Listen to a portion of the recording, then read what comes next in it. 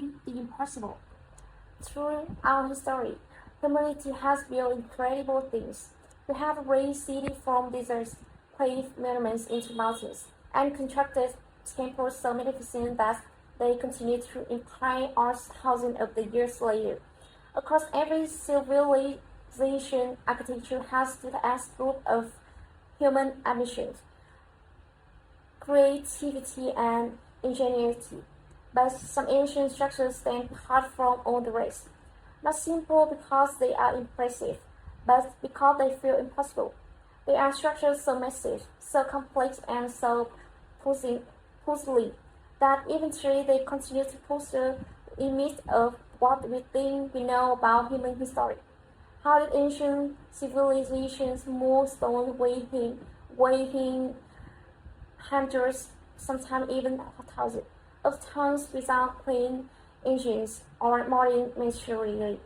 How did they crave entire city live beneath the earth, complete this ventilation, water system, and living space?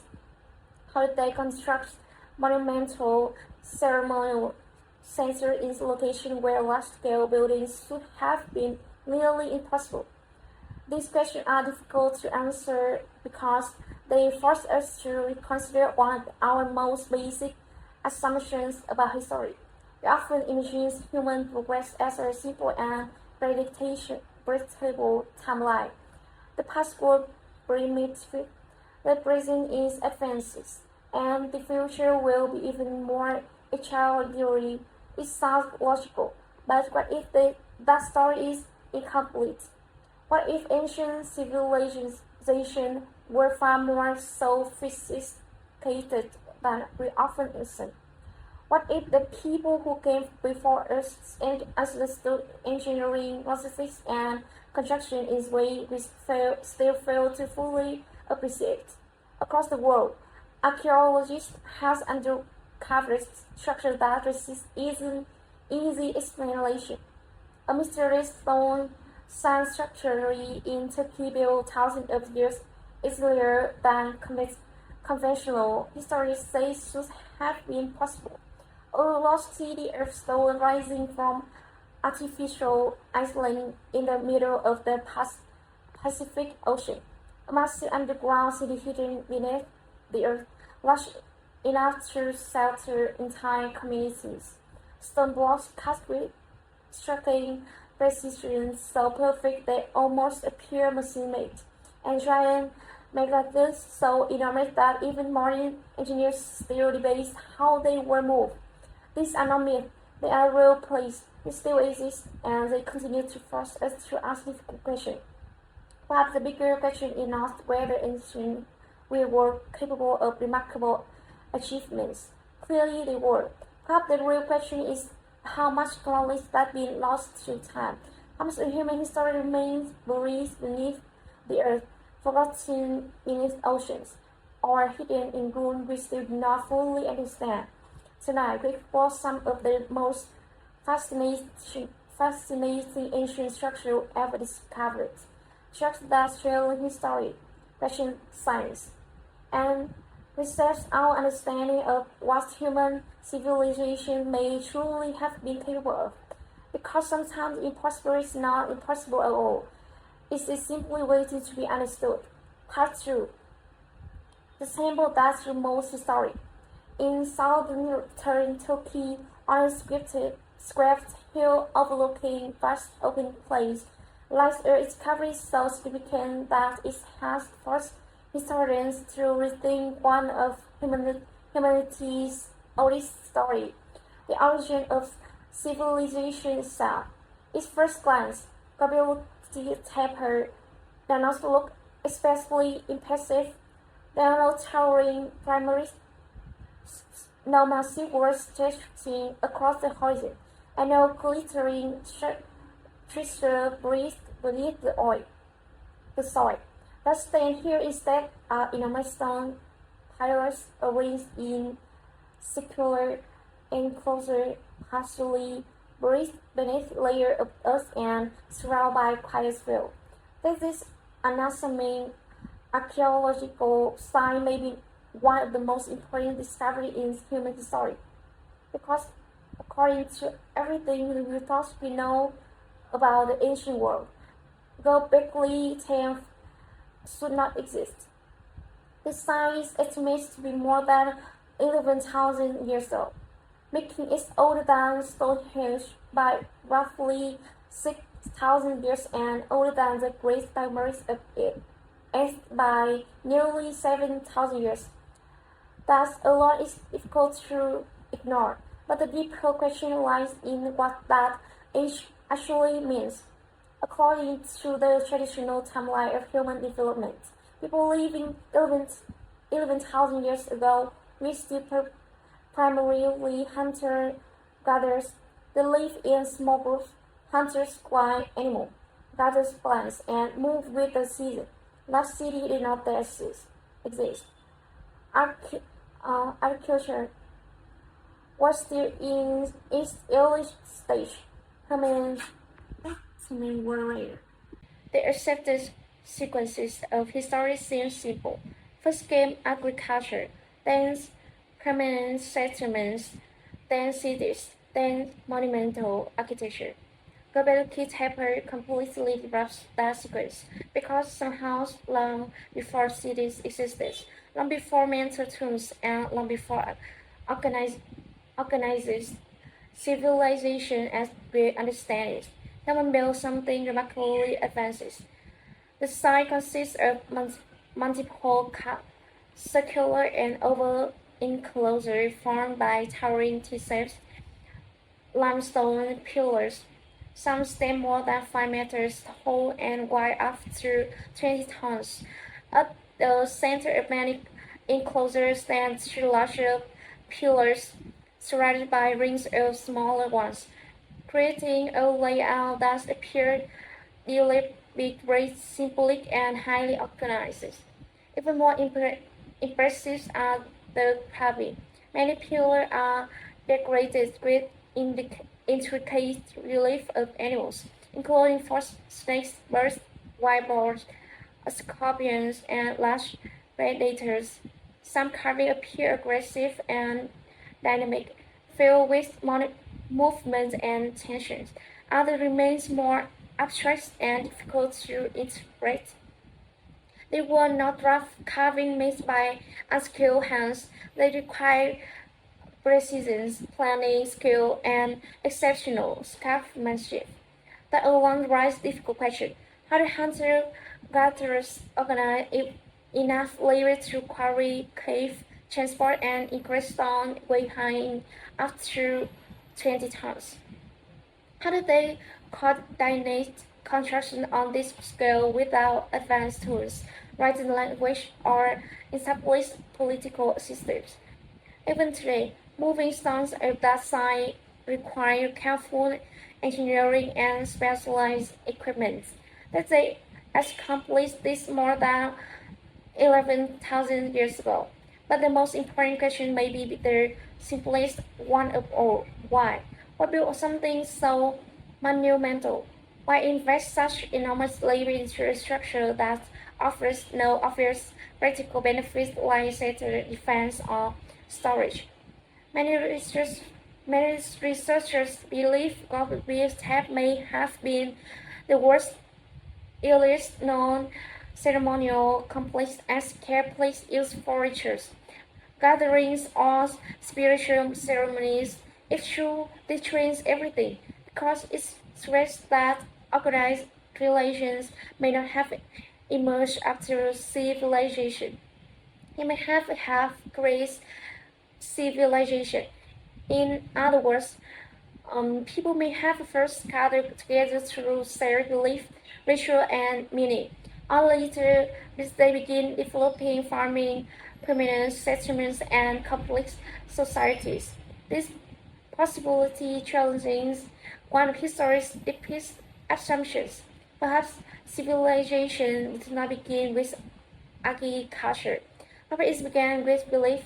The modern discovery of Göbekli Tepe as another fascinating chapter to the story. Although the hill was first surveyed in the 1960s, its significance was largely unnoticed Researchers initially believed the site was little more than an ordinary mound, possibly containing medieval remains. But since in 1994, when German archaeologists Carl Schmidt began excavation, what uncovered sourced the archaeological world. This was not ordinary settlements. It was something far older, far larger, and far more important than any had imagined. Yes, Göbekli Tepe hold one final question. But the strangest of all, at some point, the entire site was elaborately buried, not destroyed, buried. Thousands of tons of soil, rubble, and debris were used to cover the structure. These burials preserve the site thousands of years, protecting it from weather, erosion, and human activity. But this creates another difficult question. Why would the people who built something so extraordinary abandon or something else entirely? No one knows. Even today, archaeologists believe only a small portion of Göbekli Tepe has been excavated.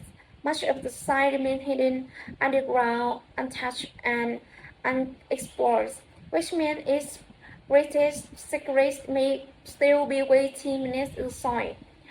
Göbekli Tepe reminds us that history is rarely as simple as we imagine. Sometimes, a single discovery can force us to question everything we thought we knew about the past, and if the Göbekli Tepe has rewritten the beginning of civilization itself, the next structure presents an equally puzzling question. How do you build an entire city of stone in the middle of the ocean? Nan Madol, the city built on the ocean, far out in the Pacific Ocean, hidden among remote tropical islands and surrounded by endless blue water, one of the strangest ancient cities ever built. Unlike most great cities of the ancient world, this one was not built beside a fertile river, across open plains, or near rich farmland. It was not caved into mountains or protected by desert landscapes. Instead, it was built on the ocean itself, off the eastern shore of Pompeii, in the Federate state of Micronesia, like Nan Madol, an ancient ruined city unlike everything else on Earth. Spread across a shallow lagoon, Nan Madol consists of nearly 100 artificial islets connected by a narrow canal. From above, the site looks several massive stone walls rise directly from the water. Narrow waterways wave through the ruin-like silence corridors. The city feels like something between a fortress, a ceremonial center, and a forgotten civilization slowly being reclaimed by nature. Many have called it the Venice of the Pacific, but Nan Madol is older, strangers, and far more difficult to explain. At high tide, sea water moves quietly through the canal between the ancient walls. The sound is subtle, almost ghost-like, waves through such stone foundations that have stood for centuries while tropical vegetation slowly spreads across the room. The atmosphere feels strange, quiet, isolated, almost frozen in time. Standing in Nan Madol today feels less like visiting an archaeological site and more like walking through the remains of a lost world. It's easy to understand why the city has inspired so many legends and supernatural stories. Even now, many visitors describe Nan Madol as eerie, almost haunted, not simply because it's myth, but because the city feels deeply unnatural. An ancient story metropolis built directly on water, abandoned long ago, and left in silence for centuries. But what makes Nano so impressive is not just its atmosphere, it's the engineering, because the biggest question surrounding Nan Madol is not why it feels strange, it's how it was built at all. Nan Madol was constructed using enormous basalt stone. Dark volcanic rock slabs into long, heavy beams. These stones were stacked horizontally, almost like giant logs to form massive walls, platform, and enclosed compounds. Some walls were over 7 meters high, built from stone weighing several tons each. Even with modern equipment, structuring a city from tons large in just a remote location would be difficult. The people who built Nan Madol has no brains, no engineers, no steel machinery, no modern construction tools, and this is where things become difficult to explain. How were massive basalt stone transported across land and water to construct an entire city in the middle of a large? The logistics are structuring archaeologists believe much of the basalt used at Nan Madol came from quarry-style locations far from the city itself. That means its stone has to be extracted, moved across difficult routines, transported over the water, and precisely stone to form artificial islands and towering walls. That process alone would require immense planning, massive labor, and highly sophisticated engineering that somehow this succeeded. Historians believe that model was built gradually over centuries and eventually became the ceremonial and political center of the Central Dynasty, which through paid for generations. This was not a normal city. It was a center of power, a place of ritual, a place of authority. The city appears to have been carefully designed to separate rulers, priests, and athletes from the general population. Certain areas may have served as ceremonial space, others likely functions as entire residences, vast compounds, or burial sites. Everything about the city suggests control. High-end trees, order. The layout feels deliberate, purposeful. Nothing appears accidental, but local legend tells far stranger story.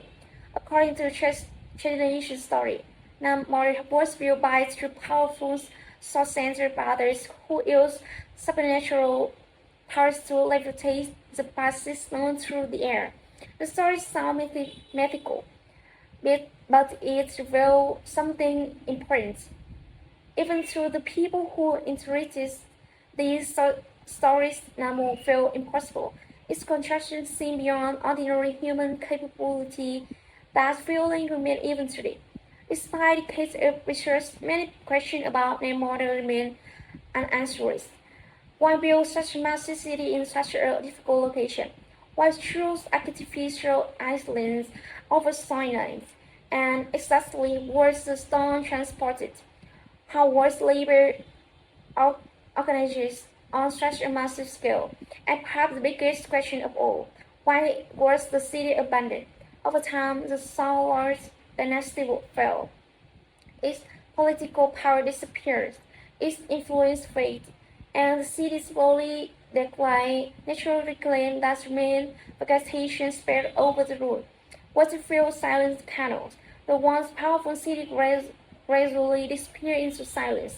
Today, Nan Madol remains one of the most unusual archaeological sites on Earth. A squirrel still rises from the water. Its canal remains silent. Its secrets remain hidden. Nan Madol reminds us that human ambition has never been limited by geography. Humans have built monuments in deserts, mountains, forests, and deep underground. And here, in the middle of the ocean, they built an entire city from stone. Sometimes the most fascinating structures are not the tallest or the largest. They are the ones that should never has existed at all. And if Nan Madol force us to rethink that human achieve over the water, then the structure takes us somewhere even more extraordinary. Deep beneath the earth, through a hidden city cave in darkness. Part 4. The hidden city beneath the earth. Beneath the dry plains of central Turkey lies one of the most impressive underground structures ever discovered. From the surface, nothing appears unusual. Quiet streets, ordinary homes, and peaceful neighborhoods stretched across the landscape like any other town in the region. They lead to success, but below this calm and familiar setting lie an enormous hidden world carved deep into the earth. A city beneath the ground. A city large enough to settle around thousands of people. This is Derinkuyu, and it's one of the greatest engineering achievements of the ancient world. Located in the Cappadocia region of Turkey, the Derinkuyu exists within a landscape shaped by volcanic activity millions of years ago. The region is famous for its soft volcanic rocks, which can be carved relatively easily while still remaining structurally stable over centuries. The unique geology allows people to place cave tunnels and underground sectors throughout the region. But what was built as Derinkuyu go far beyond simple cave or temporary centers. This was a fully functional underground city. The city stands approximately 60 meters below the surface and reaches at least 17 levels deep.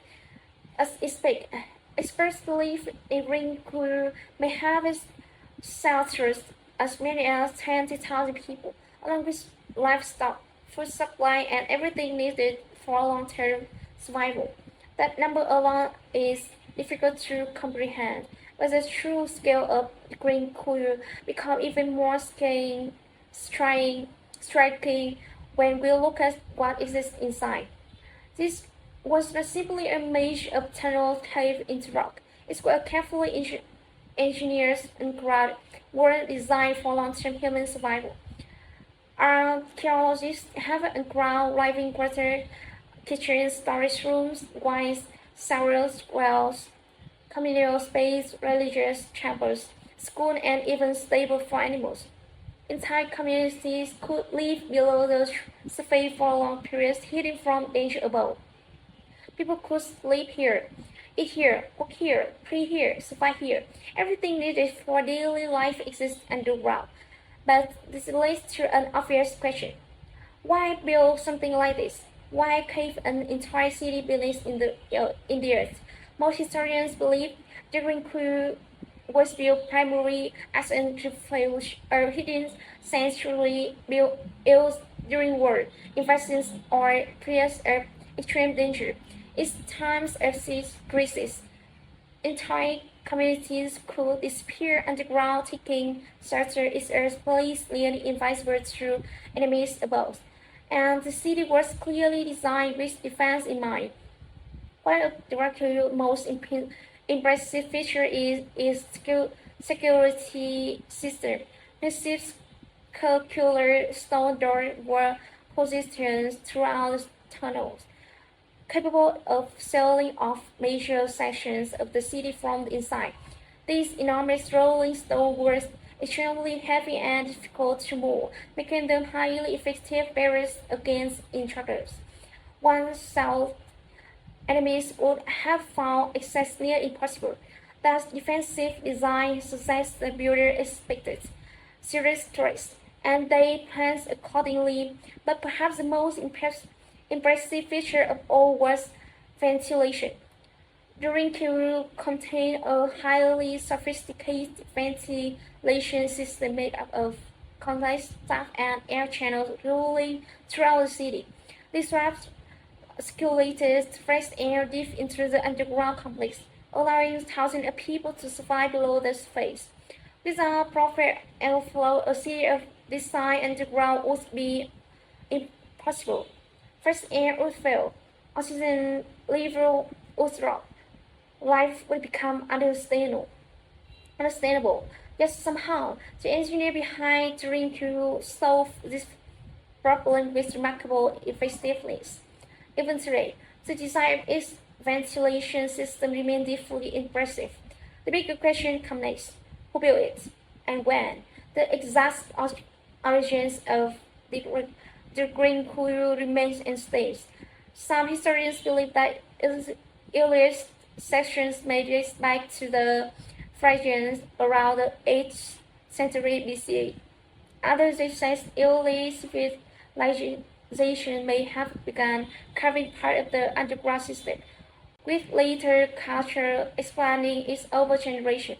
This possibility makes Derinkuyu even more fascinating. It may not have been built all at once. Instead, it may have evolved over centuries, each generation carving deeper, expanding further, creates new chambers, new tunnels, and new levels, bringing the city layer by layer beneath the earth.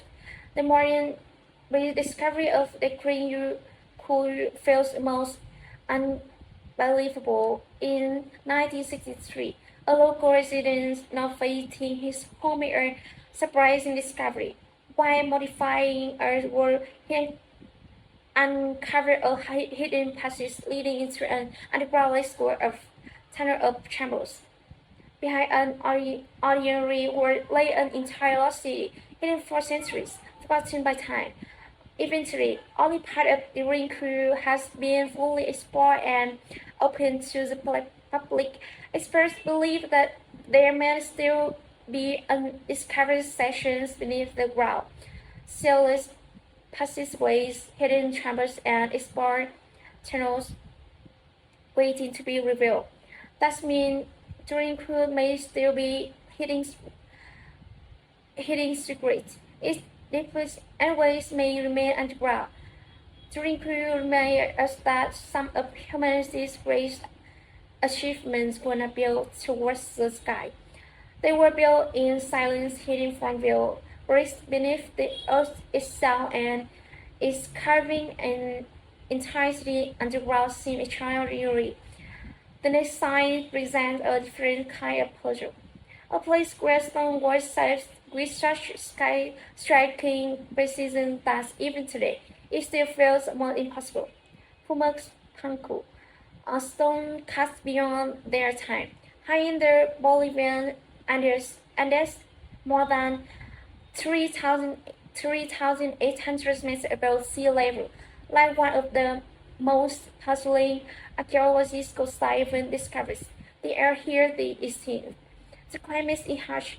Powerful winds sweep endlessly across the plateau.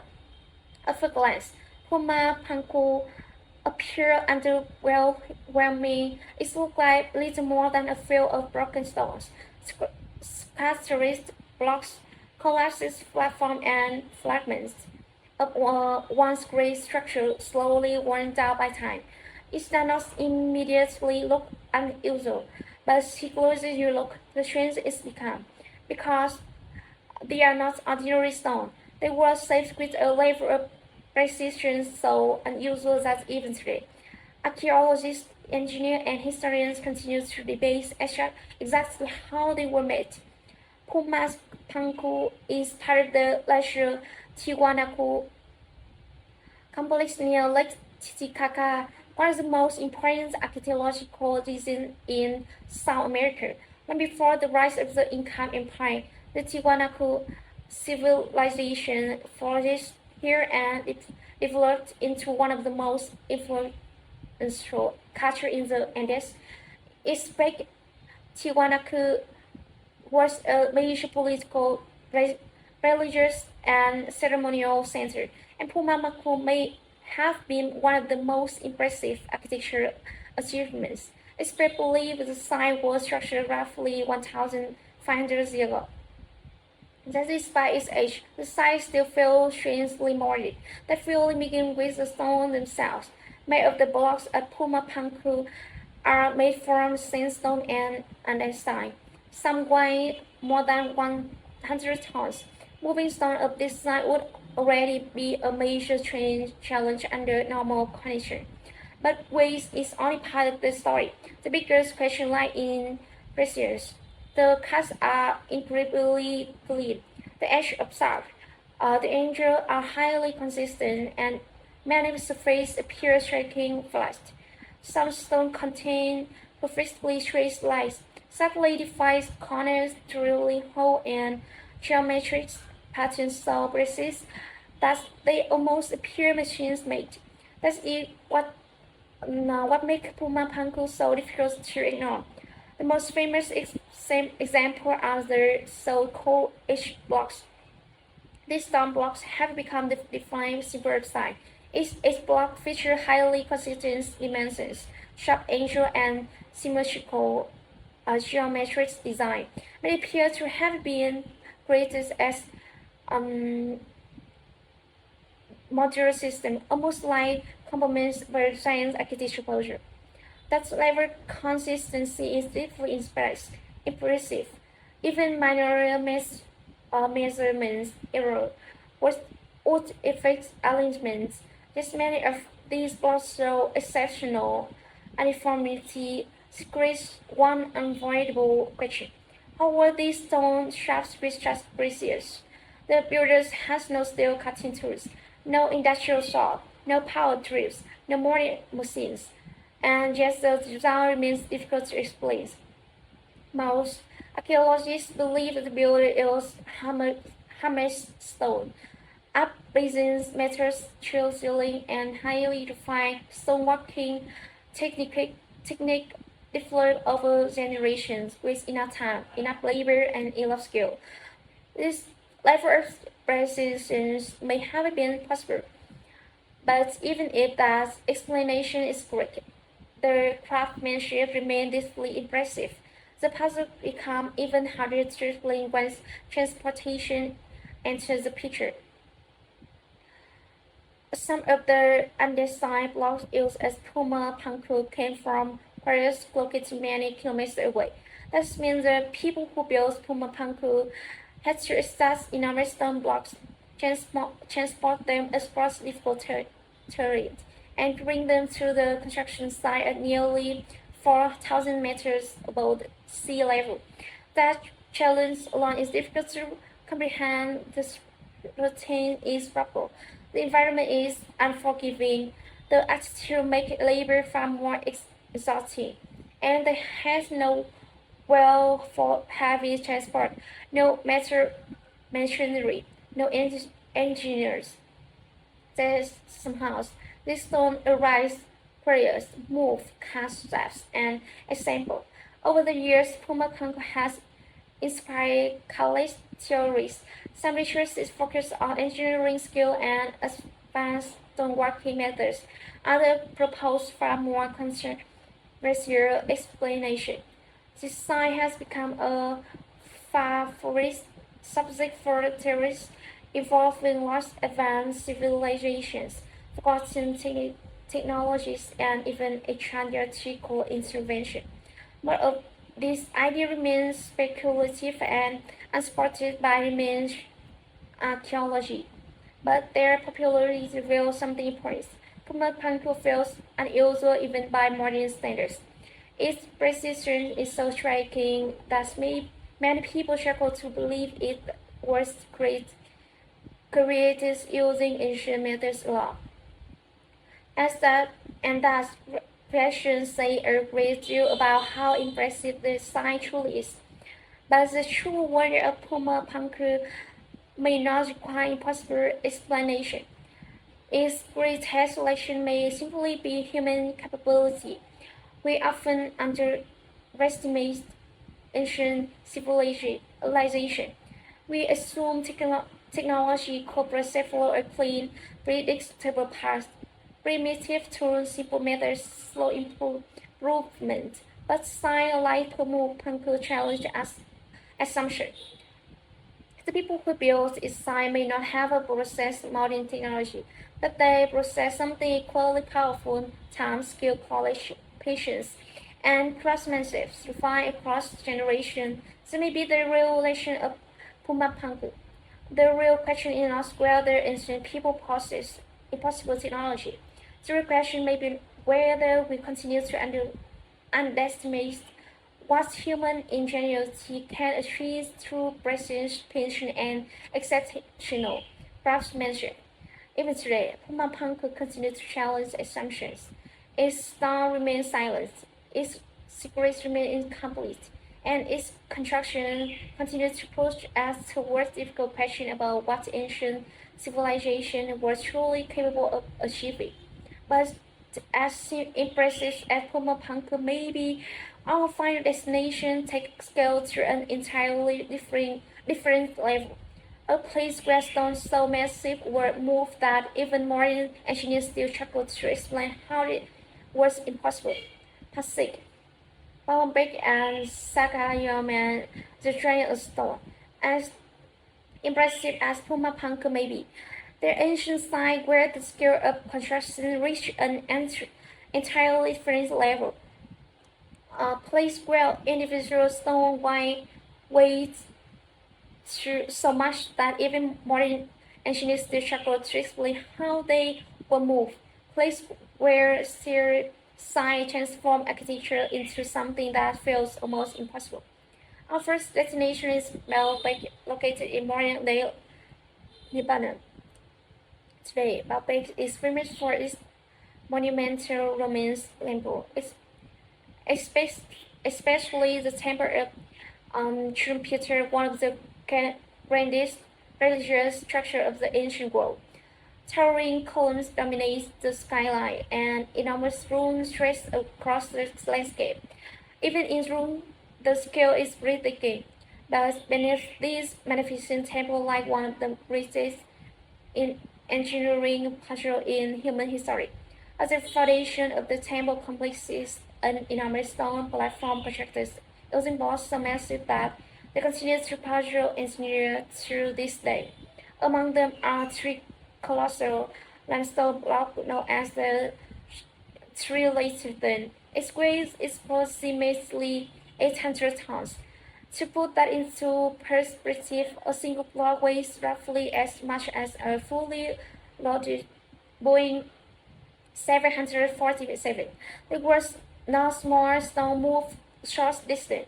These were Oceanic monoliths carried, transported, lifted, and positioned with striking precision.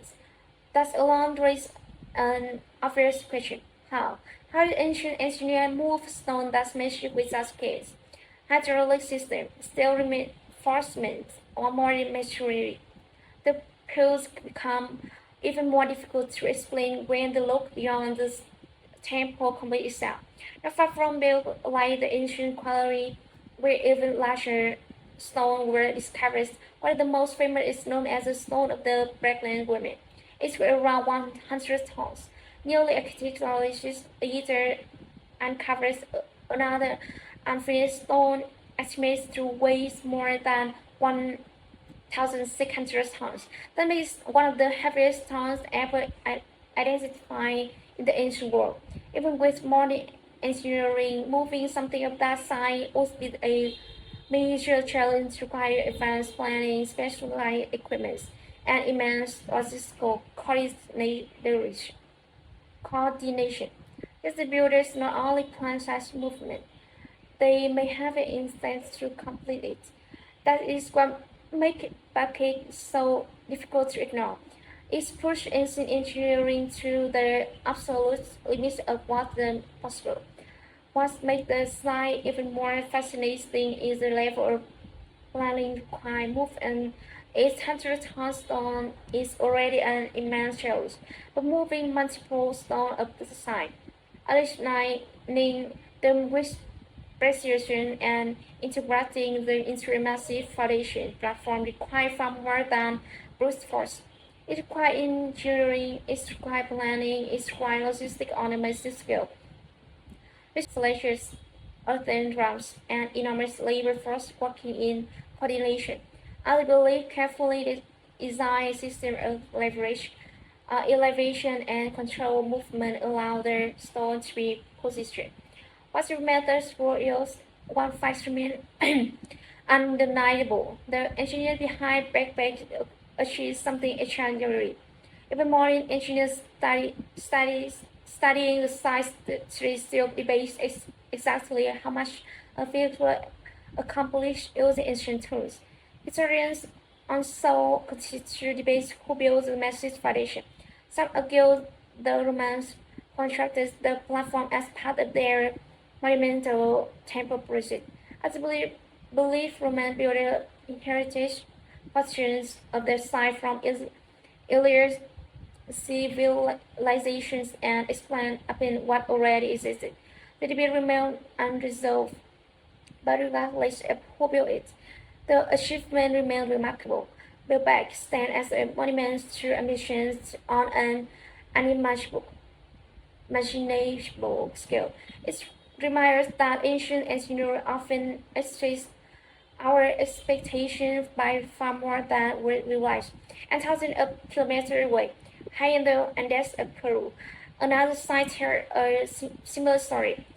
But this story is not only about size, it's about precision, durability, and exceptional craftsmanship. This is Sacsayhuamán, located high above the ancient capital of cultures. Sacsayhuamán is one of the most impressive stone structures in South America.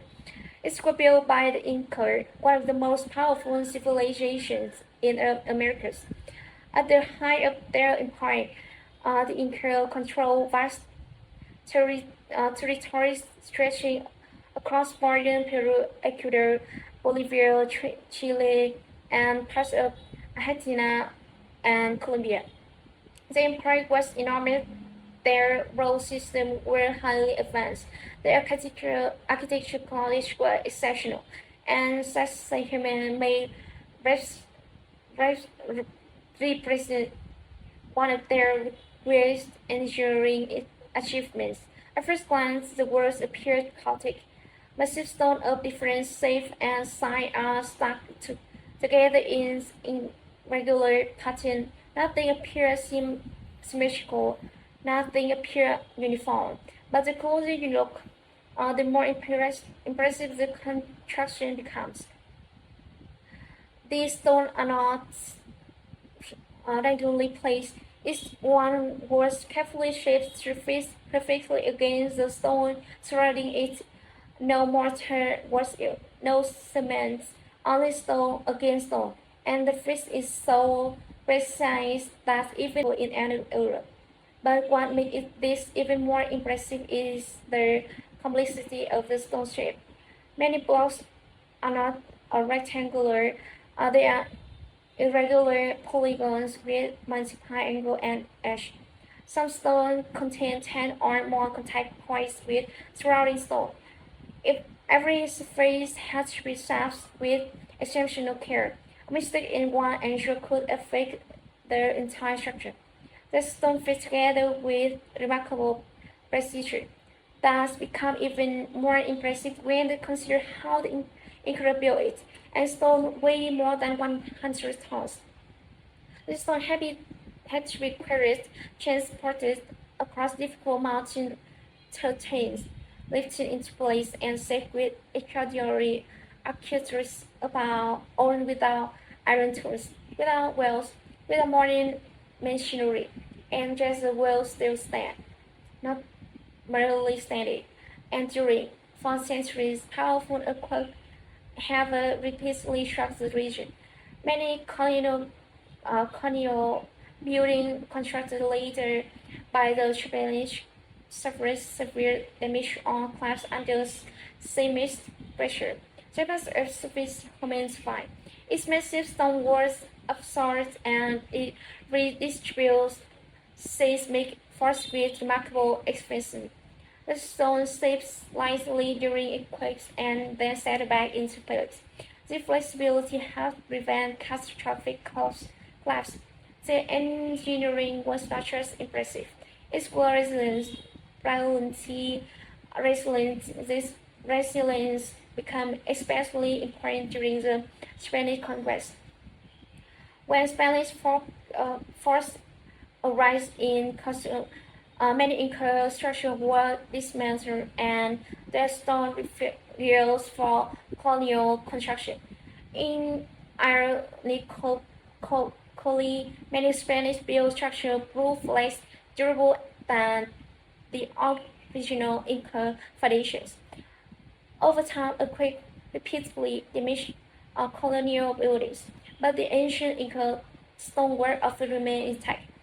The contract speak volume about the quantity of Inca engineering. The Inca possesses a sophisticated understanding of stone construction. They understood weight distribution, pressure balance, and structural stability as a level that continue to impress modern engineers. Their tools may have been simple, but their execution was sophisticated. When we compare Baalbek and Sacsayhuamán, a fascinating contrast emerged. Baalbek represents engineering at an extreme limits of waste. Sacsayhuamán represents engineering at the extreme limits of precision. Different civilization, different continents, different purpose. They both reveal the same truth. Ancient civilizations were capable of achievement that continued to challenge modern understanding. These structures challenging more than our standard of architecture. They challenge our assumption about history itself. Because the deeper we look into the ancient world, the more we realize how much we still do not fully understand. And perhaps that is the most fascinating question of all. Perseverance, the legacy of the impossible. When we think about human progress, we often imagine history as a straight line. We assume that the past was primitive, the present is advanced, and the future will be even more extraordinary, theological, simple, comforting. But ancient structure lines these challenge that idea. From Göbekli Tepe to Nan Madol, from the Derinkuyu understand ground city to Puma Punku, and from the giant stone of Baalbek to the massive walls of Sacsayhuamán. Every sign is this journey tells the same story. Ancient civilization were capable of astonishing achievement, far more than we often assume. Their structure were built long before modern machinery, industrial tools, or advanced technology, and thus they still stand. Surviving thousands of years, continue to challenge historians, archaeologists, and engineers alike. Perhaps the biggest question is not how these structures were built. Perhaps the deeper question is how much knowledge will be lost to time.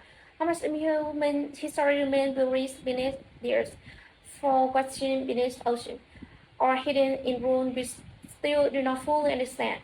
Civilization rise, civilization fall, college is built, college disappear, and sometimes the past leave behind clues that force us to question everything we thought we knew.